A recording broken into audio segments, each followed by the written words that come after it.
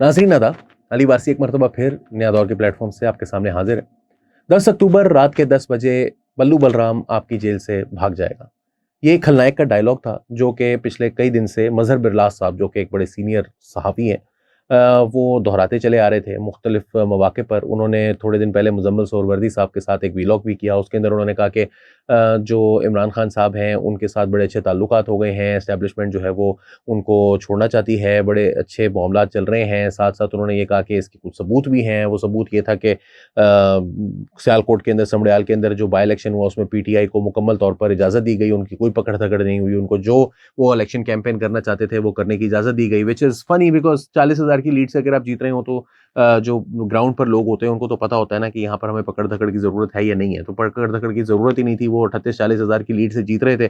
Set के यार अच्छा ठीक है, इनको जो शौक पूरा करना है कर लें, बहुत ज़्यादा भी अच्छी कैंपेन चला लेंगे, 10,000 वोट इधर उधर कर लेंगे, ज़्यादा से ज़्यादा, इससे ज़्यादा क्या होगा।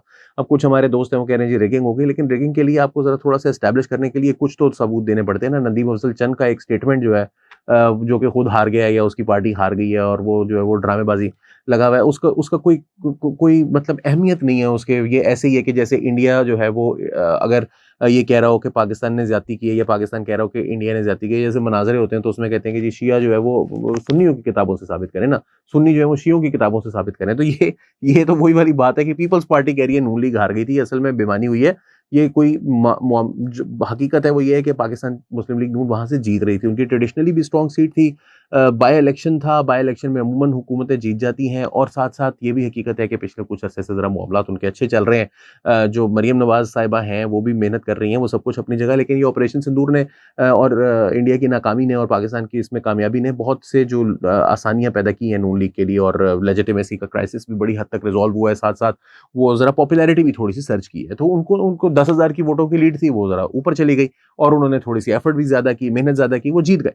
द थिंग इज के इमरान खान साहब की रिहाई के हक में दलील जो दी जा रही थी वो ये थी। आज हुआ क्या, 5 अक्टूबर था, सॉरी 10 अक्टूबर था, बल्लू बलराम वाला 5 जून थी। और इमरान खान साहब जो हैं वो जेल से बाहर नहीं आ सके क्योंकि अदालत को नैब की जो टीम थी उसने जाकर कहा हमें 1 हफ्ते का टाइम चाहिए। वो 1 हफ्ते का टाइम उन्होंने दे दिया और उन्होंने कहा ठीक है, अब अगली तारीख जो है वो 11 तारीख पड़ जाएगी। अब अगली तारीख को क्या होता है वो अगली तारीख को देखेंगे। लेकिन इमरान खान साहब ईद अपने घर वालों के साथ करेंगे। अलीमा खान का जो एक रैलिंग क्राई थी वो तो गायब हुई, खत्म हुई। 5 तारीख आज गुजर गई, 6 तारीख को वैसे कोई अदालत नहीं लगी और 7 तारीख को ईद है। तो ईद तो इमरान खान साहब की ये भी अनफॉर्चुनेटली जेल के अंदर ही होगी। बट सलमान सफदर साहब ने आज आके स्टेटमेंट दी कि ये पॉलिटिकल मामला है, और पॉलिटिकल मामला यानी मेरा कोई ताल्लुक नहीं है, मैं तो लॉयर नहीं हूँ, मैं तो अगर पॉलिटिकली मामला सेट हों तो मैं रिलीफ दिलवा सकता हूँ, अदरवाइज मेरे बस की बात नहीं है। तो क्यों हुआ ये, उसकी वजह बड़ी साफ है जनाब। पाकिस्तान तहरीक इंसाफ ने कोई अच्छा नेकी का सबूत नहीं दिया, कोई अच्छा रद्द अमल नहीं दिखाया। उन्होंने क्या कहना चाहिए, एक अच्छा कॉन्डक्ट नहीं था उनका during this operation Sindoor so called, जो इंडिया की जानिब से पाकिस्तान के ऊपर हमला किया गया और फिर पाकिस्तान ने ऑपरेशन बुनियाद मरसूस किया। आप अगर इमरान रियाज खान की 9 और 10 मई की रात को, जिस वक्त पाकिस्तान में ड्रोन्स और मिसाइल्स से हमला हो रहा था, उस वक्त अगर आप इमरान रियाज खान की स्टेटमेंट सुने तो या उसकी ट्वीट्स को जाकर पढ़ें, शहबाज गिल की ट्वीट्स को पढ़ें, मुईद पीरजादा की ट्वीट्स को जाकर पढ़ें, और भी जमील फारूकी वगैरह, तो आपको पता चलेगा। और ये किसी तरह से भी सहाफ़ी नहीं है, ये मतलब पाकिस्तान तहरीक इंसाफ से बड़ी पूरी तरह से अफिलिएटेड है।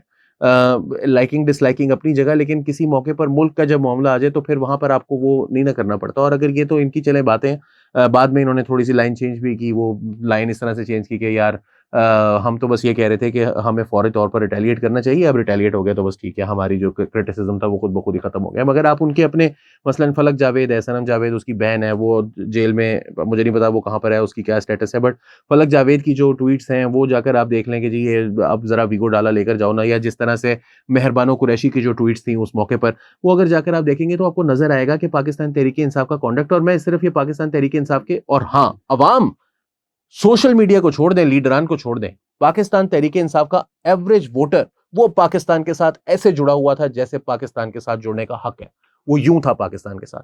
वो सड़क पर, और इन लोगों को जब उनकी तरफ से गालियां पड़ी, जो मैंने देखा अपनी आंखों से, आज भी मैं देखता हूं कि इंडियंस की तरफ से प्रोपेगेंडा हो रहा होता है तो नीचे बंदे की प्रोफाइल जो पिक्चर होती है उसके ऊपर इमरान खान की तस्वीर लगी हुई और वो इंडिया वाले की ऐसी तैसी कर रहा होता है। और जो लोग पाकिस्तान के खिलाफ प्रोपेगेंडा कर रहे होते हैं उनको जवाब दे रहे होते हैं, वो तो उनकी बात मैं कर रहा हूं जिनकी लीडरशिप, जिनका रोल था, यानी जो पाकिस्तान तहरीक इंसाफ है, पाकिस्तान तहरीक इंसाफ का वोटर सपोर्टर नहीं, पाकिस्तान तहरीक इंसाफ के वर्कर, लीडर और उनके जो बजर जुमर हैं, उनके जो यूट्यूबर हैं, उनके जो सपोर्टिंग कैरेक्टर जिसको कहते हैं, वो जो मेहमान अदाकार हैं, तमाम सपोर्टिंग अदाकार हैं, वो तमाम के तमाम जो थे वो मुकम्मल तौर पर, मसलन इमरान रियाज खान, मोहित पीरजादा, शहबाज गिल, फलक जावेद, मेहरबानो कुरैशी और दीगर दर्जनों इनके जो सपोर्टर्स हैं, उनकी अगर आप ट्वीटें जाकर देखेंगे तो आपको पता लगेगा कि थ्रू आउट एंटी पाकिस्तान, वो आदिल राजा, वो वहां पर अमेरिका में, इंडिया में जाके ट्वीट, यहां तक के पाकिस्तान तहरीक इंसाफ से ताल्लुक रखने वाले कुछ अफराद ने इंडियन मीडिया पर जाकर पाकिस्तान के खिलाफ बातें की।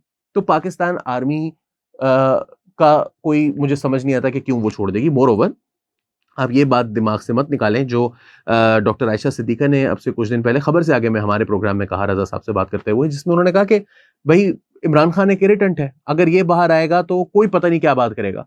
आप कुछ गारंटीज लेकर उसको बाहर निकाल भी दें, वो सेठी साहब के अल्फाज में, कि इमरान खान साहब कोई गारंटीज वगैरह की कोई बात नहीं है, जो भी अग्रीमेंट होगा वो अग्रीमेंट होता ही टूटने के लिए है, तो वो अग्रीमेंट दस्ती टूटेगा और उसके बाद आपको नहीं पता कि ये बंदा किस वक्त किस साइड पर खड़ा होगा।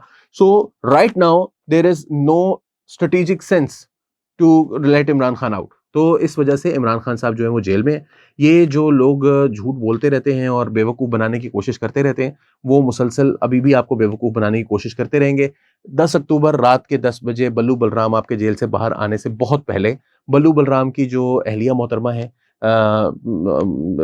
पाकिस्तान की साबिक खातून अव्वल बुशरा बीबी, उनको जेल से बाहर जाए। आप ज़रा थोड़ा सा याद करें ना, इमरान नवाज शरीफ साहब कि एक्विटल कैसे हुआ था। नवाज शरीफ साहब के खिलाफ केस ऑलमोस्ट पूरा खत्म हो गया था उस दिन, जिस दिन मरियम नवाज को एक्विट किया गया, और फिर कुछ अरसे तक नवाज शरीफ साहब का एक्विटल जो है वो पीछे आगे लिंगर ऑन होता रहा, और जब वो पाकिस्तान वापस आए तो उनको बहुत ही स्विफ्टली उनका एक्विटल हो गया। वो भी पॉलिटिकल मामला था और पॉलिटिकल मामलात के पॉलिटिकल तरीके से ही हल किया गया था, लेकिन उससे पहले एक ग्राउंड बनाई गई थी। तो ग्राउंड्स प्रिपेयर करने का अभी टाइम ही शुरू नहीं हुआ, अभी तक ग्राउंड्स प्रिपेयर होने का मामला आया ही नहीं है। तो अलीमा खान की बातों पर या क्या नाम है उनका भाई का, बहन का, जो कह रहे थे भाई मजहर बरलास की बातों पर, या इमरान रियाज की बातों पर एतबार करने से बहुत बेहतर है, ये इस तरह के डेटे जो देते रहते हैं, इनकी डेटों पर एतबार करने से बहुत बेहतर है कि ज़रा थोड़ा सा अपना दिमाग इस्तेमाल किया करें। मेरे पाकिस्तान तहरीक इंसाफ के दोस्तों को यही मशवरा है। अली वारसी को फिलहाल नया दौर के प्लेटफॉर्म से इजाज़त दीजिए। आदाब।